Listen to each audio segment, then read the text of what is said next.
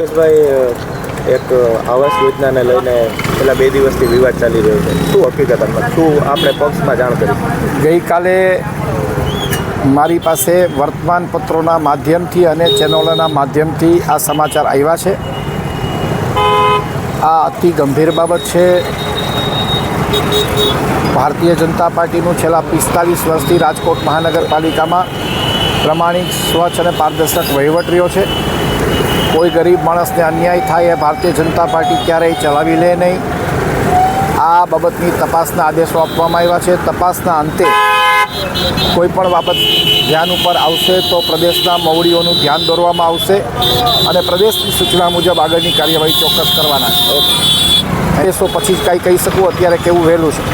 તપાસ બાદ મુકેશભાઈ ખાસ કરીને જે છે શિસ્તબદ્ધ પાર્ટી કહેવાય છે ભાજપની પાર્ટી. પ્રદેશની શિસ્તબદ્ધ કોર્પોરેટર સામે શું પગલાં લેવા? પ્રદેશની માર્ગદર્શન લઈ પ્રદેશની સૂચના જે કાંઈ આવશે એ પ્રમાણેની કાર્યવાહી કરવામાં આવશે.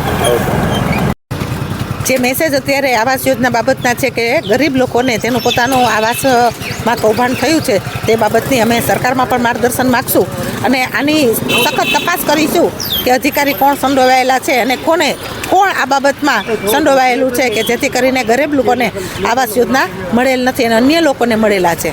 બેન, ભાજપ ખાસ કરીને શિસ્તબદ્ધ પાર્ટી છે. શિસ્ત કોર્પોરેટરો સામે શું પગલાં લેશો?